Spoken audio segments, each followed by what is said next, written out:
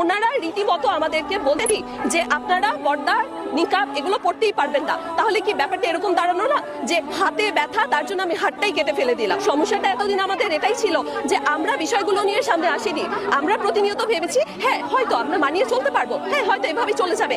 এই যে ছাড় প্রতিনিয়ত আমরা দিয়ে চলেছি, এই ছাড় দিতে দিতেই কিন্তু আজকে এটা এত বড় আকার ধারণ করেছে। আমাদের 5 দাবির মূল দাবি এটাই যে আমরা আমাদের নিকাব এবং পর্দার যে বিধানটা সেটা যাতে আমরা সুন্দরভাবে পালন করতে পারি। এবং তারা যেরকম বলছে যে আমাদের আইডেন্টিফিকেশনের যে সমস্যা, এই আইডেন্টিফিকেশন তো কোনো এখন ইস্যু হওয়ার কথা না। ডিজিটাল বাংলাদেশ আমরা বলছি, তো ডিজিটালাইজেশনের তো অনেক কিছু আছে, অনেক প্রযুক্তি ব্যবহার করে আজকাল আমরা আইডেন্টিটির যেই রিকগনাইজ করার যে ব্যাপারটা সেটা আমরা করতে পারছি। আমাদেরকে এখানে নারী কর্মকর্তারা নেই, আমাদের নারী শিক্ষকরা নেই, তারা চাইলে কিন্তু সহজেই এই শনাক্তকরণের কাজটি করতে পারেন। এমন তো না যে প্রতিনিয়ত ক্লাসে বসে আমাদেরকে প্রত্যেক দিন করে শনাক্ত করতে হবে। তারা কি বলেছে, ভাইবা প্রেজেন্টেশন এই সময়গুলোতে। তো যদি শনাক্ত করতেই হয়, তারা একটা সাইডে একটা কর্নারে রেখে সেই নারীর পর্দা মেনটেন করেই কিন্তু পর্দার অধিকার যাতে ক্ষুণ্ণ না হয় সেটা রক্ষা করেই কিন্তু তারা এই শনাক্তকরণের কাজটি করতে পারে। আমার বোনেরা,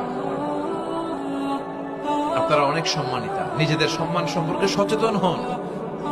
এই হেজাব আপনার অধিকার, এই হেজাব নারীর অহংকার, হেজাব নারীর আভিজাত্যের প্রতীক, হেজাব নারীর রুচির প্রতীক। আপনার রুচিটা কেমন আপনার পোশাক দেখে বোঝা যায়। কথা কন, যে মেয়েটা হিপ হপ স্টাইলে চলাফেরা করে, গ্যাংনম স্টাইলে, এই মেয়েটারে ইপটিজিং করার সুযোগ আছে না নেই?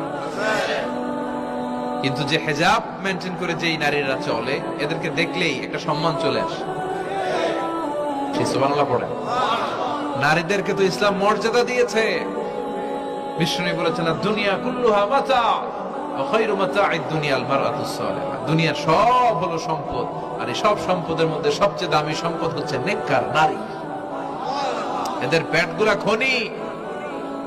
এই নেককার নারীগুলো যদি হেজাব মেনটেন করে, এই পেটগুলো থেকে আল্লাহওয়ালা বেরোবে, নাজমুস সাকিব বেরোবে, কারি আহমদ বিন ইউসুফ আল আজহারি বেরোবে, বড় বড় মুফাসসিরে কোরআন বেরোবে। আর যদি হেজাব না করে, জি বাংলা স্টার জলসা নিয়ে মশগুল হয়ে থাকে, হ্যাঁ, টেন্ডারবাজ, চাঁদাবাজ, ডাকাত, এগুলো বেরোবে।